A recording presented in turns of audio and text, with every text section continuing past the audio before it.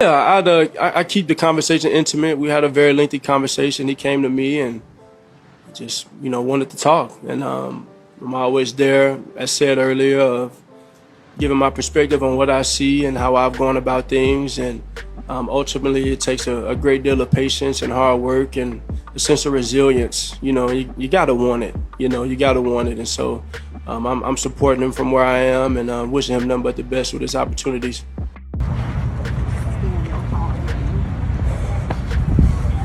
Swear to God. She's always like the camera.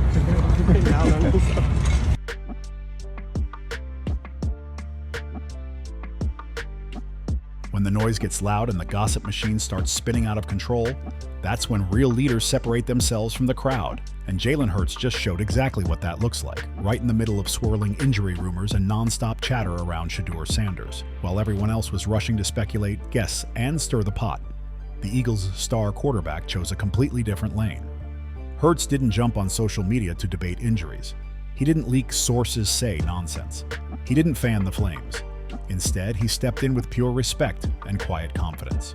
I'm always there, as said earlier, of giving my perspective on what I see and how I've gone about things. And ultimately, it takes a great deal of patience and hard work and a sense of resilience. You got to want it. You got to want it. And so Hurts made it crystal clear that he believes in Shedeur Sanders' grind, his discipline, and the work he's put in behind the scenes. No drama, no rumor chasing, no slick commentary. Just one quarterback recognizing another who's chasing his moment the right way. And that matters more than people realize.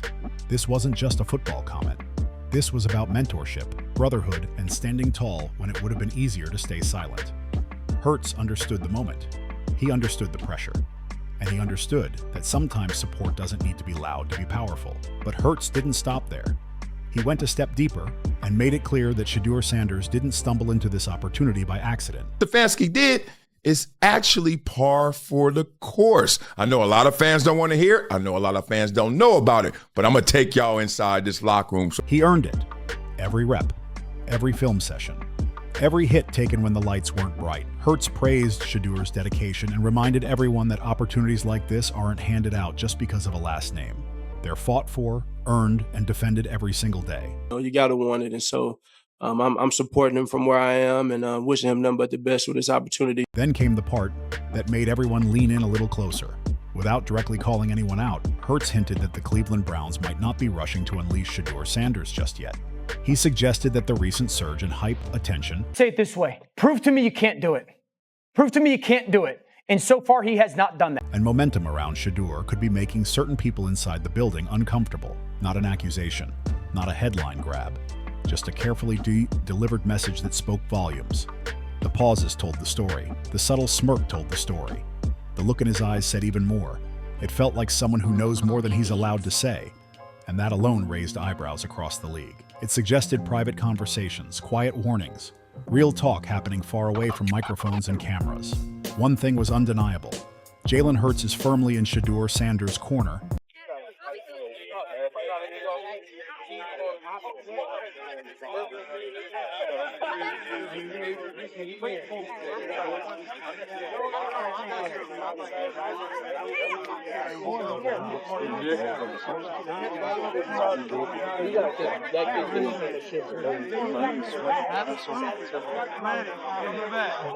And he knows that the road ahead might not be smooth. Sometimes the hardest battles aren't against opponents. They're against hesitation, politics, and fear inside the building. And then there was that post-practice moment everyone noticed. This wasn't a quick handshake or a casual good luck. They stayed talking. Away from the cameras, away from the noise, locked in deep conversation like two players exchanging real insight. Strategy, career decisions, mental toughness, media pressure, league politics. Nothing looked off limits. They were in that cart for a while. And if you've been around football long enough, you know those conversations don't happen unless something real is being shared. Like my coach just said in college, hey, find something that he can do. See, you keep telling me what Shedeur can't do. Well, your job as a coach is to put players in position and find something that they can do. You can bet the Browns' controversial stance was right there on the table. And here's where things get even messier. The talk about Shedeur Sanders possibly being sidelined isn't just fan speculation anymore. It's starting to feel very real. Just days after the game, Kevin Stefanski stepped in front of the media and refused to lock Shedeur in as the starter. I always say it this way: prove to me you can't do it. Prove to me you can't do it. And so far, he has not done. Instead, he leaned on the classic line about evaluating all quarterbacks and focusing on overall development. On the surface, it sounds reasonable. Coaches say it all the time.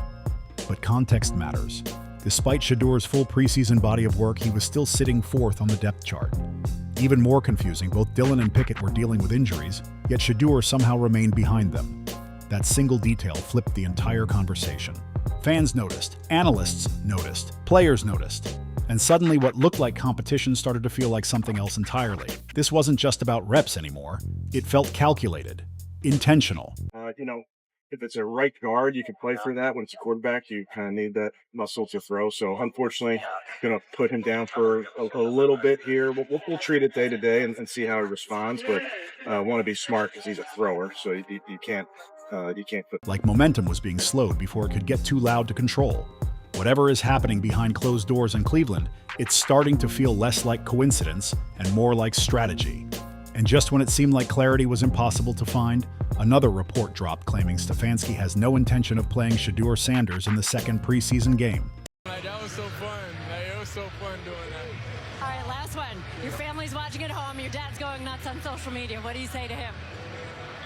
Sorry, Pops. I ain't do what I was supposed to do fully. But, we'll live to see another opportunity. That revelation only deepened the mystery, because when talent performs, the league usually makes room. And when room isn't being made, people start asking uncomfortable questions. The kind that don't have easy answers. And right now, all eyes are locked on Cleveland, watching every move, every quote, every decision, knowing this story is far from over. That revelation didn't just stir the pot. It sent the entire conversation into a full boil. And when you look at everything Shedeur Sanders put on tape in his last outing, it's impossible to ignore how loud this move feels. This no longer comes across as coincidence or bad timing. It feels intentional, almost like the Cleveland Browns are sending a message without ever putting it in writing. Let's talk about the fake back tightness. Kevin's horrific head coach. Hey, man, I believe him. If Shedeur say his back hurt, I'm going to take his word for it. His guy, Boogie, said his back was hurt. I'm going to take his word for it. And you know what? I ain't even mad at it because I don't want Shedeur Sanders coming in to be some sort of field. So, no, if Dillon Gabriel is your starting quarterback, like I said last week, you let him finish the game. When you put Shedeur Sanders in, create a game plan for him and let him cook. We're not going to play these little games back and forth all the time. Let Dillon Gabriel stand on his own merits. If he's starting quarterback, let him fight through his situation and you get him ready to play, Kevin. You coach your tail off. But we're not going to use somebody as some shield. Whether they want to admit it or not, the signal is clear to fans and analysts watching closely. Right now, Shedeur Sanders is not part of their immediate vision, at least not in the way people expected after that performance. And that alone has shifted the entire tone around this situation. Now, the big question is why? Is this some calculated chess move by the organization? Is it a long-term development strategy being disguised as patience? Or is there something far more political happening behind closed doors? No matter which angle you choose, the takeaway stays the same. The cloud hanging over Shedeur Sanders' role in Cleveland isn't lifting. It's getting darker by the day, and the questions surrounding it aren't slowing down, they're multiplying. And then, almost out of nowhere, the situation took another turn. Suddenly, Shedeur Sanders is injured. The timing couldn't be more eyebrow-raising if it tried. Just as public pressure to get him more reps was reaching its peak, the Browns hit the brakes hard. The official explanation? Arm soreness. Something the team insists will be completely fine by tomorrow. But that explanation is exactly what has people side-eyeing the situation. Is this really just a minor issue? Shedeur suffered an oblique injury early on in throwing drills. It looks now like you're probably going to get the start on Saturday. I have no clue what's going to happen. I'm just right where my feet are, but time will tell. Or is it the most convenient reason possible to keep Shedeur off the field while the noise dies down? That's the question fans can't stop asking. Because let's be honest, the timing feels too clean, too perfect. Right when every snap mattered. Right when the hype was reaching uncomfortable levels. For a growing number of people, this doesn't look like bad luck anymore. It looks orchestrated. In the court of public opinion, this isn't being treated like a routine injury update. It's being read as a signal. And that signal is only intensifying the debate around Shedeur Sanders' future in Cleveland. And if that wasn't enough to raise suspicion, The so-called arm soreness came at the exact moment when every rep Shedeur took could have changed the entire quarterback conversation inside the building. Cleveland fans were ready. They wanted to see him build on that breakout showing. Analysts were already dissecting his mechanics, projecting upside, and debating timelines. Even players around the league, including Jalen Hurts, had publicly stepped up to show support. Momentum was real. Momentum was building. But instead of riding that wave, the Browns slammed the brakes. It's what does it look like? And he looked like a guy that should be getting opportunity to say, nope, you're actually not good enough. If I were the Browns, he would be getting reps with the starters this week. I felt like going into the game, if he played a certain way, that would be the case. He should getting reps with the starters this week. Whether the goal is to control the narrative, protect existing roster decisions, or avoid triggering a full-blown quarterback controversy, the optics are terrible. And in today's NFL, optics matter almost as much as performance. If this truly is just a minor issue, then Shedeur Sanders should be back quickly and the noise will fade. But if it's not, then what we're witnessing might be one of the strangest quarterback situations in recent memory, quietly unfolding in plain sight. And then came the latest comments. Even Kevin Stefanski has now acknowledged that Shedeur's recovery could take a little longer than usual, emphasizing caution because it involves an important muscle group. On paper, that sounds responsible. But once again, it wasn't just what he said, it was how he said it. Every word felt chosen carefully. Every pause felt intentional. It was the tone of someone navigating landmines rather than explaining a football decision. His reluctance to lay things out clearly is only fueling the belief that there's far more happening beneath the surface. At this point, skepticism isn't coming from wild speculation. It's coming from patterns, from timing, from decisions that don't line up cleanly with performance. This was supposed to be a straightforward injury story, a routine update, a simple explanation. But instead, it's starting to feel like something much bigger is unfolding behind the scenes, something Kevin Stefanski isn't quite ready to address publicly just yet. So Shedeur Sanders is injured again? If you were following along on social media today for the Browns' first joint practice in Philadelphia against the Eagles, wow, you were in for a tumultuous ride. I mean, all the reporters, both Browns and Eagles reporters, were pretty much flabbergasted at the fact that Shedeur Sanders was taking 0 team reps during the day, and even Tyler Huntley was getting team reps instead of Shedeur. And then it came out, obviously, everybody's speculating. There's people calling for Kevin's jobs. And before I go any further, I don't blame anybody ever for questioning this regime. They just went 3-14 and tried a DTR on the field as the best option to win. Don't ever take anything at face value that this regime, or any regime for that matter, tells you.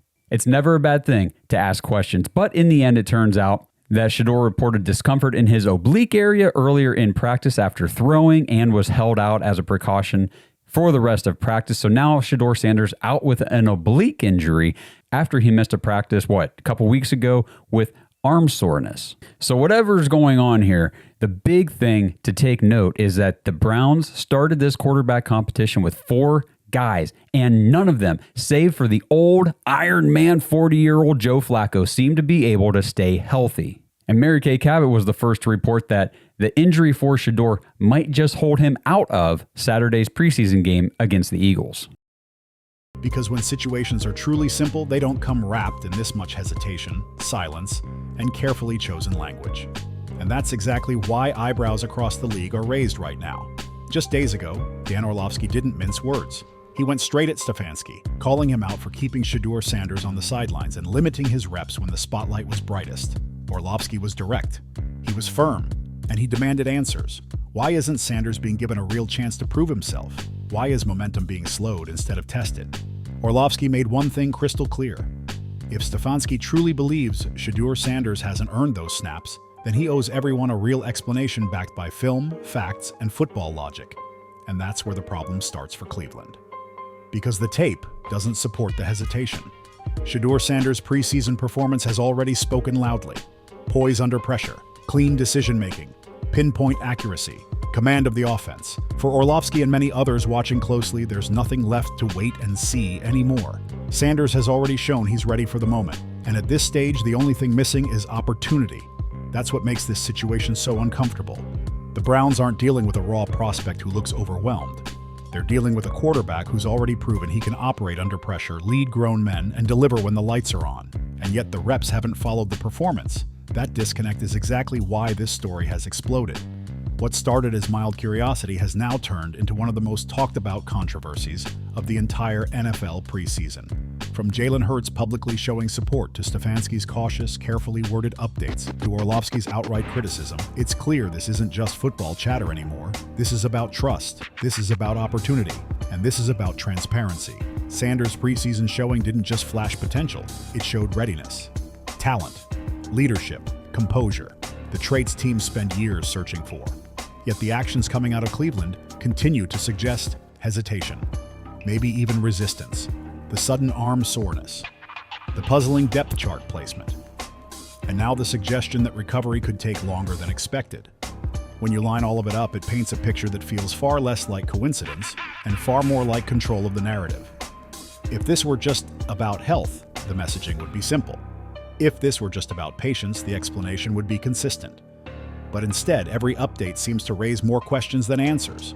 Whether the motivation is long-term strategy, internal politics, or protecting other roster investments, one thing is undeniable. People are watching. Fans, analysts, players around the league. Everyone sees what's happening. And here's the risk for Cleveland.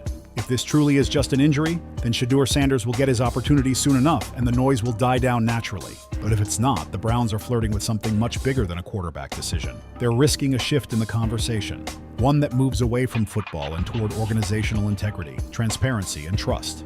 Because once that line is crossed, the spotlight doesn't fade. It intensifies. Either way, the attention around Shedeur Sanders isn't going anywhere. The questions aren't stopping, and the pressure isn't easing up, so now it's on you. What do you think is really happening with Shedeur Sanders in Cleveland? Is the arm soreness genuinely keeping him off the field? Or is it a convenient way to slow down momentum that was building too fast? Do you believe Kevin Stefanski is making a smart, long-term strategic move? Or does this feel more like politics and protecting certain roster decisions? And if Sanders has already proven himself in preseason action, why not give him the reps he's earned? Because this might end up being one of the most fascinating quarterback storylines the league has seen in years.